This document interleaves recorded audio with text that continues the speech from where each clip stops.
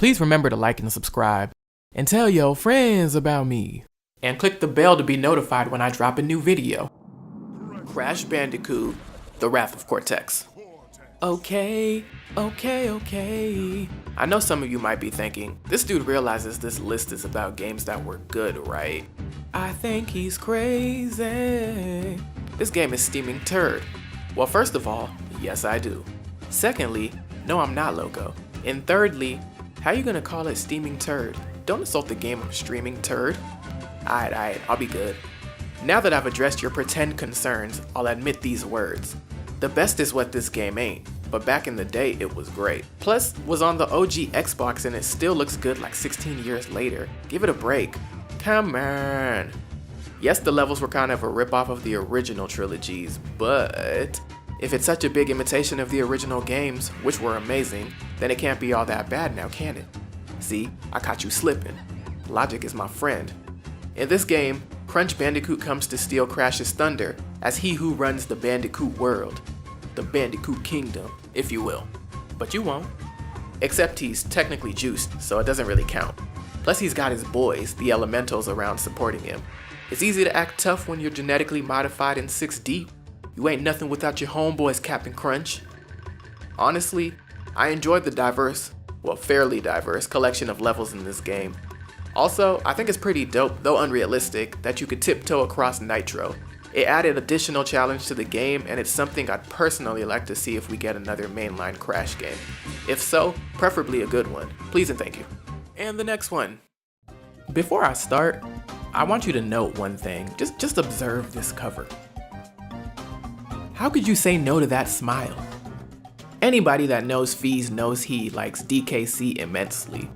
And you'll find no exception with Tropical Freeze. Look at Donkey Kong. He swims so gracefully. Plus, this is the only game I know that can make a forest fire look cool. Sorry, Smokey. Remember, only you can prevent forest fires. When this game came out back in 2014, I left a team lunch to run to the nearby mall and buy it. Back then it was for the Wii U, a console which I liked. Some of y'all didn't, but we can address your hater tendencies later. I thought the game was awesome then, and I think it's awesome now, which is why I rebought it earlier this year when it came out for the Switch. Turn it over and...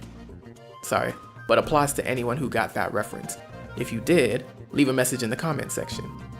Anyway, Retro Studios developed a game that exemplifies what a good platformer is. Each world has a theme, and each level within a world serves to bring that theme to life. For instance, one of the worlds shows the progression of fruits from just that to juice to popsicles, and the Kongs must trek across the sugary landscapes in pursuit of victory. In short, the game is well put together. And the next one, Sonic Adventure. What else? Firstly, a moment of silence for the Sega Dreamcast. I just can't take it. And I can't sleep at night without holding you tight. Each time I try, I just break down and cry.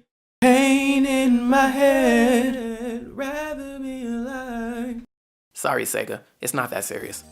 But I remember back in like 2000, the first times I played this game. It only consisted of 4 levels back then, because that's about the furthest we got each time we played. We had no VMU, so we had to start from the beginning every time. I remember trying to leave the console on for as long as possible to not have to start over.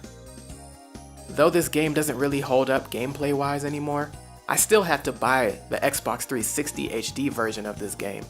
Oh snap, I think I actually also bought it on PS3 as well before it was backwards compatible.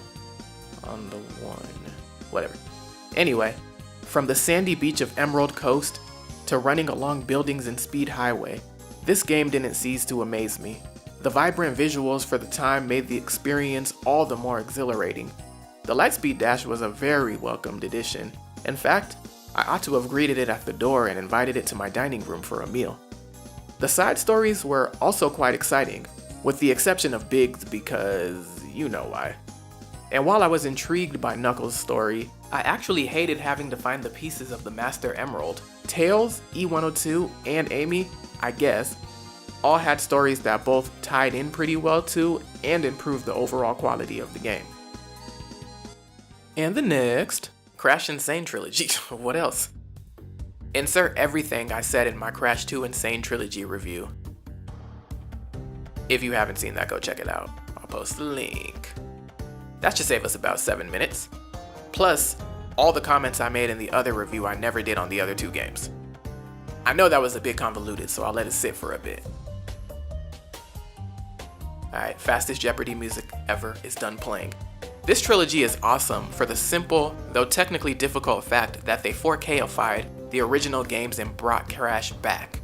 Yeah, I struggled a little bit to say that, and the gameplay is still as fun for me as it was back in the day, and last year when I bought it on PS4. But now I have it on Xbox so I can get that sweet gamer score. I've always enjoyed discovering and rediscovering the hidden paths in the game, and the collectibles just don't stop, like the fun from Pringles after the first pop. The first game had gems, and the second upped the ante by adding crystals, which were kinda destroyed by the gems. Then finally, the third added relics, and the crystals were again overcome by the gems, but the relics remained, because those are timeless. Unless you're trying to earn them, then they're timed. And the next, life is like a hurricane, yeah. Duck burger, DuckTales, oh woo yeah, woo. I need to get that rich. One day, Lord willing. Before then, maybe I should take swimming lessons. Gotta learn how to stay afloat when I'm swimming in the dough. Watch how Scrooge McDuck dives in, is immersed, then rises like his bread.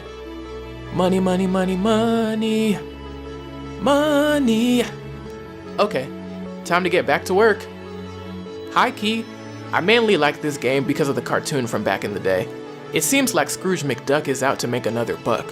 In this game, he travels the world in search of treasures to increase his fortune, because why else would you go places? From African mines to the Amazon, his journey covers a lot of ground. Cake and ice cream fuel him as he rockets to the moon to find the green cheese of longevity, which I guess will render null the effects of all that sugar he's consuming. Hopefully he's not lactose intolerant. Then again, with a bankroll like his and a pretend world like the one in which he lives, he can probably buy some new intestines that will produce lactase. Well, that about does it for this video. I think I'll revisit the topic in a future video. But until then, it's been real. Although we've come to the end of the road, still I can't let go. It's unnatural. You belong to me. I play games on you.